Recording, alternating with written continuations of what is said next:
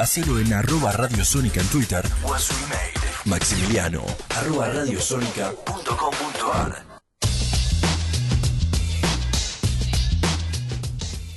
Te contábamos a principio de semana qué había sucedido en las elecciones de Uruguay y no teníamos en claro si finalmente iba a ser Lacalle Pou el presidente o Martínez iba a terminar dando vuelta a la elección, aunque lo veíamos muy difícil. Sin embargo, ayer se confirmaron los números esperados y Uruguay tiene un nuevo presidente y un cambio en realidad en el partido gobernante de los últimos años. Estamos con Marcelo Soba, quien muy amablemente nos atiende. Él es periodista y está desde Montevideo para contarnos las últimas novedades. Marcelo, buen día. Maximiliano Lecki y equipos de Radiosónica en Buenos Aires te saludan. Buenos días, Maximiliano, ¿cómo estás? Gracias por atendernos, ¿bien? No, por favor, a las órdenes. Bueno, nos contás las últimas novedades. Ayer finalmente Uruguay tiene nuevo presidente. Sí, exactamente. Igual una aclaración que ayer hablábamos con varios colegas, que lo cierto es que no fue mucho lo que cambió del domingo a ayer, porque incluso hoy Lacalle Pou todavía no es oficialmente presidente electo. ¿Por qué digo esto? Porque la Corte Electoral, que es lo que hablábamos el otro día, todavía no lo puede oficializar porque no terminó el conteo. Lo que sí se generó, a diferencia del domingo, es que ya la diferencia es matemáticamente irreversible. Exacto. Y sobre todo lo simbólico de que Daniel Martínez asume su derrota públicamente, saluda a Lacalle Pou. Y ese les diría que fue el mojón para el festejo del Partido Nacional, que ayer estuvo de festejos todo el día, sobre todo por la zona costera de Montevideo, y organizando para hoy sí el festejo oficial también en la zona costera, donde van a tener un escenario y va a hablar el presidente electo. ¿Cómo tomó este periodo, digamos, de transición en general la gente en Uruguay? ¿Estuvo todo tranquilo? ¿Hubo algunas manifestaciones de un lado o del otro? ¿O se tomó con mucha tranquilidad la uruguaya, digamos? Sí, muchísima tranquilidad, no se puede negar y es algo evidente la algarabía de los partidarios de Lacalle Pou. Acá, bueno, como en todos los países, cuando hay balotaje, elección que fue tan pareja, se me está cortando, a ver si lo podemos volver a retomar. Recordemos que esta comunicación, o en realidad les contamos que esta comunicación con Marcelo Soba, periodista desde Montevideo en Uruguay, es vía Skype. Así que puede fallar, la tecnología puede fallar. Falla el teléfono, a veces que se escucha con ruido metálico. A veces sale mejor es la comunicación por internet, ¿no? Pero bueno, a ver, lo que hay que decir es justamente lo que venía diciendo Marcelo. Si bien no está finalizado el conteo de los votos recurridos, observados, como se llaman en Uruguay realmente, la diferencia que hay entre Daniel Martínez y Luis Lacalle Pou es irreversible, por lo tanto, Uruguay tiene nuevo presidente de cara a lo que viene, y quizá la pregunta que iba a hacerla ahora cuando tuviera la chance era ¿hacia dónde va la coyuntura política uruguaya y cómo se inserta también en la región, que es una región que viene con ánimos bastante caldeados, ¿no? Digo, tenemos lo que pasa en Bolivia, lo que pasa en Chile, Brasil y Argentina que están en una aparente tensión. Evidentemente hay que ver para dónde va a ir Uruguay y cómo se va a insertar en la región. Ya lo tenemos nuevamente vía Skype a Marcelo Soba. ¿Ahora nos escuchás, Marcelo? Sí, los escucho perfecto. Perfecto. Bueno, te preguntaba, Augusto, cómo se va a insertar Uruguay en la región, en este contexto de que, bueno, gana Lacalle, se puede decir de centro derecha. El Alberto Fernández ya lo saludó por Twitter, y más allá que había apoyado explícitamente al Frente Amplio Progresista. ¿Cómo ves la relación con Brasil? ¿Qué es lo que se sabe? Mirá, lo que se sabe por el momento es los saludos de los presidentes, los saludaron todos, menos Nicolás Maduro, lo saludó Guaidó, a quien le contestó con mucha simpatía Lacalle Pou. Y recordemos, en la campaña, una de las banderas de la oposición que va a ser gobierno en marzo, era justamente obligar o llamar al Frente Amplio a que reconozca que el régimen o el gobierno de Maduro, depende de qué lado lo quieran tomar, era una dictadura. Lacalle Pou se ha expresado, incluso ayer lo entrevistaron en su primera entrevista como presidente electo, fue a Blue Radio de Colombia y fue enfático en decir que lo de Maduro es una dictadura, así que ya por ahí vemos un posicionamiento en lo que va a ser la región, algo que no asombra porque ya se había pronunciado así Lacalle Pou, pero ahora lo hace como presidente electo. Vamos a ver cómo es el mensaje desde el gobierno en lo que puede representar la Cancillería, que se espera, por ahora no hay nada oficial, pero suena muy fuerte el nombre de Ernesto Talvi para la Cancillería de Uruguay, líder del Partido Colorado, el precandidato, o mejor dicho, el candidato que tuvo el Partido Colorado para las elecciones de octubre. ¿Se sabe quién puede llegar a ser el embajador en Argentina? Mirá, el embajador en Argentina no te lo puedo decir porque una persona que sonó fuerte para embajador en Argentina en campaña, pero sin haberse confirmado nada, era quien es hoy el intendente de Colonia, Moreira. Pero Moreira tuvo unos problemas acá un poco locales, pero me parece que no vale la pena perder mucho tiempo en eso, y me parece que ya está descartado como una persona que esté cerca del gobierno de Lacalle Pou. Yo conocí acá en Argentina, lo conozco al embajador uruguayo en Argentina, actual, Héctor Lescano Franchini. Obviamente tiene un cargo político, porque muchas veces los embajadores que vienen a la Argentina representando a Uruguay son más políticos que por ahí funcionarios técnicos o de carrera. ¿Crees que eso se va a dar? ¿Va a venir alguien político a Argentina? Yo creo que sí, creo que va a ser alguien político, pero estimaría también de que va a ser alguien que cumpla con las dos condiciones, quizás un poquito más de político, pero sí que tenga un conocimiento técnico, porque para hacerles una idea, ayer ya se pronunció la Cámara de Exportadores en Uruguay, y una de las preocupaciones de los exportadores es la situación argentina. Entonces, volviendo a un poco a lo que hablábamos antes de que se cortara en cuanto a Brasil y Argentina, creo que ahí va a estar el foco del gobierno. Ya Bolsonaro lo saludó muy amablemente, ya se había pronunciado antes. Creo que va a haber o por lo menos a priori parecería que va a haber una muy buena relación con el gobierno de Brasil. Fernández también lo saludó, pero recordemos que se había pronunciado a favor de Daniel Martínez. Vamos a ver cómo sigue eso. Lo que yo les podría decir, y viendo cómo ha sido la campaña de Lacalle Pou y cómo se ha mostrado, si hay voluntad de Argentina de tener una muy buena o una buena relación con el gobierno de Lacalle Pou, estoy seguro que desde esta parte va a haber, porque a Uruguay le conviene y hay un interés siempre en tener buenas relaciones. Sí, digamos, desde acá, lo que puedo pensar desde este lado del charco es cómo va a jugar Brasil en esta relación. ¿Por qué digo esto? Porque Brasil claramente, y fundamentalmente su presidente, tiene cero sintonía con Alberto Fernández. Y de hecho muchos están pensando hacia dónde va a ir el Mercosur. Entonces, en base a eso hay que ver cómo Uruguay puede posicionarse en el centro o en el medio de esta disputa que parece que va a haber. Sí, se podría decir, a ver si empieza a cumplir sus razones fundacionales, ¿no? De ser ese ombliguito entre Brasil y Argentina, como que hicieron los ingleses cuando nos fundaron.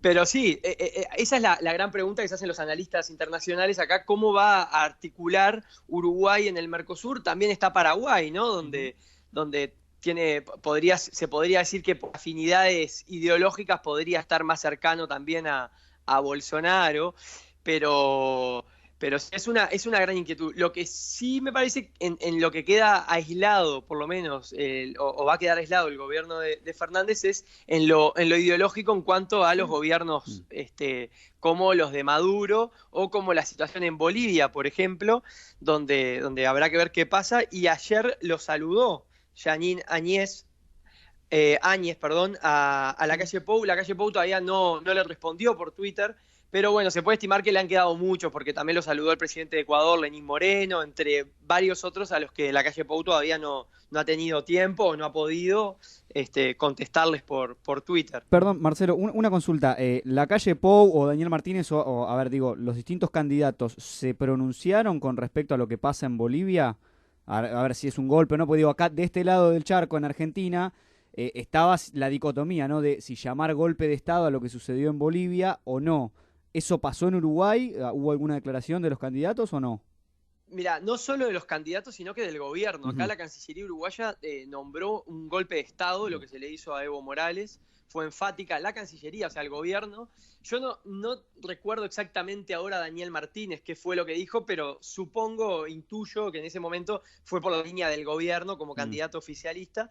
En el caso del Partido Nacional o de la coalición multicolor, trataron de evadir el tema, porque es un tema complicado aquí en Uruguay, supongo que en Argentina será igual, cuando se habla de un golpe de Estado, de unas Fuerzas Armadas sugiriendo a un presidente que renuncie. Acá no importa si sos del Partido Colorado, del Partido Nacional o del Frente Amplio, eso no suena bien. Entonces la oposición, que va a ser gobierno ahora en marzo, trató de evitar el tema.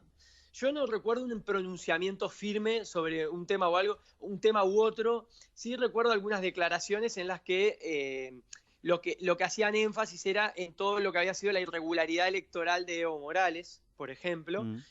Pero tampoco, no recuerdo, y creo que no hubo, ninguna justificación a lo que fue la solicitud de renuncia y el posterior asilo de Evo Morales. Te diría incluso que se evitó hablar del tema, y en el caso que se vieron forzados a hablar, dijeron que nunca acompañaban un golpe de Estado. Marcelo, Juanles que te saluda, ¿cómo estás? ¿Qué tal? Yo te estoy escuchando y para situarnos en lo que fue la transición de Argentina, que también compartimos año electoral, vos planteás que en marzo va a estar asumiendo la calle Pou, quedan 3 meses. ¿Cómo es la vida del Parlamento estos 3 meses del Congreso? ¿Se aprobó ya el presupuesto del año calendario en Uruguay? ¿Cómo sigue ese camino y cómo lo ves vos? Si va a ser un camino espinoso, porque, contestarse un tuit o mandarse un tuit, sabemos que tampoco en Argentina pasó, y después las transiciones en cuanto a lo ejecutivo y lo burocrático son difíciles. Sí, bueno, ahí está la clave del próximo gobierno, va a estar la clave del próximo gobierno, es en el Parlamento. Le recuerdo a la audiencia, el Frente Amplio hace 15 años que gobierna con mayorías parlamentarias. Este último gobierno fue el que estuvo un poquito más complicado, porque algún legislador del Frente Amplio se retiró del partido y quedó como un orejano, como se dice acá, un caso aislado en donde a veces tenían que negociar para llegar al último voto, pero era un voto que tenían que negociar, y fue en estos últimos 3 años, le diría. Después, hace 15 años que el Frente Amplio, las leyes comunes, lo que no fuera reformar la Constitución, lo sacaba con mayorías simples, sin ningún tipo de problema. Otro caso que tuvo el Frente Amplio es siempre tenía mayorías para evitar censuras de ministros. ¿Qué quiero decir? La oposición llamaba a un ministro a sala, pedía censura, y con los votos del Frente Amplio, o sea, del oficialismo, el ministro seguía en el cargo, salvo que el presidente le retirara la confianza. Eso cambia ahora, por la sencilla razón de que si bien es una coalición lo que va a tener la calle Pou, va a ser el trabajo va a estar en el Parlamento. El Frente Amplio va a ser oposición, más allá de que va a haber una transición en calma y republicana. Después está el otro tema, que es el Parlamento. Y la calle Pou llega al gobierno con una ley de urgente consideración, como le llamamos acá, a lo que pudo haber sido los decretos de Macri. Ahora no recuerdo el nombre, pero me acuerdo que tuvo unos cuantos al principio de su gobierno, decreto de urgencia, puede ser que se llamaba. Necesidad de urgencia, sí, DNU. Ahí está. Bueno, esto de la calle Pou es una ley de urgente consideración que contempla al Parlamento, en donde le obliga al Parlamento a tratarla en un máximo de 3 meses. O sea, en 3 meses la tienen que votar sí o sí. En caso de no haber acuerdo, el Poder Ejecutivo tiene potestad para llevar a cabo la ley. Lo cierto es que si el Poder Ejecutivo la lleva a cabo sin autorización del Parlamento, eso va a generar problemas. Y la ley esta, que es muy polémica y no ha sido muy tocada a fondo todavía, tiene 2 puntos en consideración que podrían llegar a un problema del gobierno de la calle Pou. El primero es liberar la importación de combustibles en Uruguay. El combustible se refina con la empresa ANCAP, es una empresa estatal, y que fue muy polémica en los últimos años por irregularidades administrativas muy grandes. Bueno, la calle Pou se agarra a eso de que Uruguay tiene de los precios de combustible más caros de la región, para decir, liberamos la importación de combustible. Eso va a traer seguramente una oposición fuerte del Frente Amplio y de las organizaciones civiles, como por ejemplo lo que sería el Sindicato Único de Trabajadores acá, el PIT-CNT. Después la otra, que también va a traer problemas, aunque ya parece haber sido suavizada, es la educación. La calle Pou y su principal aliado, Ernesto Talvi, han hecho un énfasis muy fuerte en los problemas que tiene la educación en Uruguay. El Frente Amplio ha matizado mucho esos problemas, mostrando muchos avances, otros que pueden ser discutibles. Lo cierto es que la educación va a ser un tema eje y la propuesta en esta ley de urgencia de la calle Pou era quitar la representación docente en el gobierno. Acá los docentes tienen representación en la toma de decisiones para la educación. La calle Pou planteaba quitar esa representación. El Partido Colorado, y que seguramente tenga una parte encargada desde su partido en el gobierno para la educación, no está de acuerdo con eso. Cuando forman la coalición y forman lo que se llamó el Compromiso por el País, que es un pseudo programa que hicieron, se quitó esa condición de sacar a la representación docente, lo que creo que fue una buena idea para evitarse problemas, por lo menos sindicales, desde los docentes. Uh-huh. Y ahí va a estar el principal problema. El principal trabajo de la calle Pou va a ser mantener a su coalición unida. ¿Qué quiero decir, hablando pronto y mal? No pelearse con los colorados y con Cabildo Abierto, partido de ultraderecha que les comentaba el otro día. Claro, ese va a ser el trabajo, sobre todo de la vicepresidenta Beatriz Argimón, que va a ser la que va a tener que articular como presidenta del Senado esas negociaciones. Me recuerda un gobierno latinoamericano que tenemos cerca, ¿no? Claro, sí. Que asume ahora el 10. El 10 de diciembre, que no va a tener que pelearse con nadie, tampoco, y mantenerse unido. Bueno, muchas gracias, Marcelo, que tengas buen día, un abrazo grande.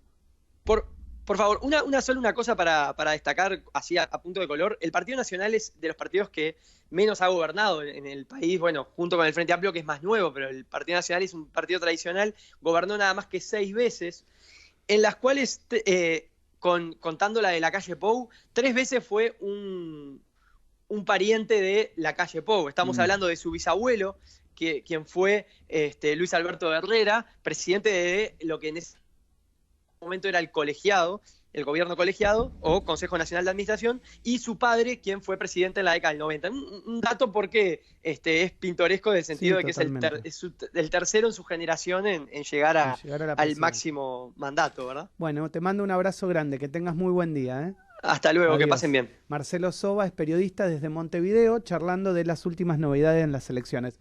Sé que tengo que ir a la tanda, pero yo los invito a mis compañeros de mesa a pensar esto, porque mientras hablaba con Marcelo, anotaba la región, ¿no? Lenín Moreno fue elegido, obviamente, como un líder de centro-izquierda, porque estaba con Correa, sin embargo, termina siendo de centro-derecha o de derecha, o sea, Ecuador, derecha. La calle Pou, Uruguay, derecha. Mario Benítez, Paraguay, centro-derecha. Bolsonaro, ultraderecha. Estamos hablando de... Más a la derecha de la pared, ¿no? En Brasil, ¿no? Piñera en Chile, derecha, centro-derecha. Iván Duque en Colombia, derecha. Y Bolivia con la situación que tiene. Bolivia incógnita, elecciones, puede irse a la derecha. Podría irse a la derecha. Y Vizcarra, Perú, que quiso disolver el Parlamento, por ejemplo. Derecha. O sea, Argentina es el que se mantiene como ahora con el cambio. Se va Macri, obviamente era centro-derecha, viene, pongámoslo así, centro-izquierda si lo queremos catalogar, Alberto Fernández. Por eso me parece a mí, en este quilombo regional que tiene Alberto Fernández, que necesita una unión imperiosa con México. Imperiosa la unión que necesita con México. Porque en el medio de este quilombo, un botón que toca Estados Unidos y un botón que toca Bolsonaro nos deja aislados del mundo y de Latinoamérica. Yo no sé si ustedes se dieron cuenta de este pequeño problemita que podemos tener. No, de hecho, lo que hablábamos hace unos programas con el historiador, ¿te acordás que hablábamos de la búsqueda de la región de Hispanoamérica? Patricia Long, cómo nos teníamos que armar en el nuevo escenario. El grupo de Puebla, que tuvo una reunión y la mencionamos, yo le pregunté sobre eso, bajó un poco ahora lo que es, digamos, la pronunciación No quiere decir que no sé, que Alberto no se tome un café con Dilma Rousseff, por ejemplo, o con Zapatero, pero digo, me parece que en las condiciones de Argentina, sobre todo el problema que tenemos nosotros de deuda, no hay Debilidad digamos, económica. la debilidad económica que tiene Argentina, los procesos de recesión que está viviendo, y el Grupo Puebla me parece que va a tener que esperar un tiempo para volver a juntarse, me parece, para dar esa señal de decir, bueno, lo hago en Argentina. Pero a ver, vos imagínate que Brasil dice que quiere salir del Mercosur. Supongamos que Brasil quiere salir del Mercosur. Me parece que hace 2 o 3 días se fue aflojando Sí. también Yo creo que el sí. ataque de Alberto Fernández a, Por como eso. en campaña me hago, bueno, le tiro algún tiro a Bolsonaro. Me Pero parece que tenés que aflojarlo porque ahora tenés a Uruguay con la derecha y tenés a Paraguay con la derecha, tenés a Chile con la derecha, o sea, se van todo el Mercosur, arman un nuevo bloque regional y Argentina queda aislada. O sea, parece simplista lo que digo y es realmente, lo estoy simplificando, pero hay que tener mucho cuidado desde la botonera de Argentina a cómo vamos a llevar las relaciones con nuestros vecinos. A ver, sí bien, veo muy lejano el hecho de que justamente todo el bloque del Mercosur se disuelva y formen un nuevo bloque para dejar aislada a la Argentina, lo veo complicado, pero no me parece una locura, como vos decís, además teniendo en cuenta, la persona que es, que Bolsonaro diga, no, Brasil no forma más parte, o Brasil no hace más negocios, o Brasil, y que te corten las relaciones con Brasil, que quieras o no, es una potencia, es el cabeza de serie de Latinoamérica. Entonces, se necesita sí o sí la buena relación institucional, aunque te caiga mal el otro, ¿no? En tu papel de borrador nos faltó nombrar a Venezuela. Bueno, Bueno, por también, eso. claro. Más allá que ya, digamos, Bueno, sepamos pero hacia yo dónde no va, creo- yo es no- un tema también complicado, porque la posición de Argentina respecto a Venezuela era la de Uruguay con Tabaré Vázquez y la de México con López Obrador. Claro, pero ¿Cuál es la posición de Uruguay ahora con la calle Pogo a partir de marzo? Bueno, Le lo- contestó lo- un tuit lo- a Guaidó, claro, pero y Maduro dijo- no lo pero saludó. eso es lo que a mí me da. A ver, para mí Guaidó no es más que un payaso. O sea, un payaso que se autoproclama en el medio de una calle, subido en un banquito. O sea, para mí es eso Guaidó. Porque no creo que Guaidó sea un presidente constitucional. El presidente de Venezuela, Nicolás Maduro, Está le gusta claro. a quien le guste Pero ya bueno, está, pero digamos, es Bolsonaro así. lo reconoce, Macri lo reconoció, la calle Pou lo está reconociendo. O sea, ¿de qué estamos hablando? Tenemos una presidenta que se sienta en el banquito, pero en este caso en vez de en la calle, en el Congreso, en Bolivia, y lo reconocen. Entonces, es complicada la Sí, la- más la allá de eso, situación más allá la de eso, región. recuerdo que cuando vino Claudia Bruja acá, lo hablábamos, estaba Efra, y Efra le preguntaba, todo bien con que Guaidó sea el que vos reconocés, pero si un venezolano que está en la Argentina tiene que renovar el documento, ¿a quién se lo tiene que pedir? ¿A Guaidó No, o a a Maduro? Maduro. Bueno, entonces el es que que el tiene la tema- potestad es Maduro. Es que Guaidó no solo que se autoproclamó, sino que tenemos una embajadora de Venezuela en Ah. Argentina que responde a Guaidó, que es Elisa Trota. Sí, y que esa embajadora no te puede resolver, siendo venezolano, no te puede resolver nada. Digo, no, ¿me entendés? Sigue sin haber poder en Guaidó. Veo algo similar en Yanine Áñez, que bueno, Totalmente. me Totalmente. parece que es un poco lo mismo. Si bien ella no se paró en el banquito y se autoproclamó, Se paró en el Congreso se y paró en salió el junto a Congreso. la Biblia. Sí, dijo, acá entra la Biblia de nuevo. Me parece que son dos grandes incógnitas que tienen que resolverse y que estaría buenísimo que se resuelvan, pero que bueno, al menos Venezuela lo veo más lejano, Bolivia habrá que esperar a las elecciones. Bueno, Merlina me quiere matar, porque Bueno. nos pasamos 8 minutos de la tanda. Yo quiero saber si a los chicos de Inexpertos les hacés lo mismo, si le marcás así los tiempos. ¿Le marcás los tiempos? Ah, los cagás a pedo. Su Bueno. movimiento de manos es una Claro, cosa. nos hace manos, nos hace... A ver si habría rugby acá, a ver qué estaría haciendo más que movimiento de manos, claro. Bueno, vías de comunicación. 11 22 62 77 28 el número de WhatsApp, lo repito, 11 22 62 77 28. Estás escuchando Radio Sónica desde Buenos Aires, Argentina.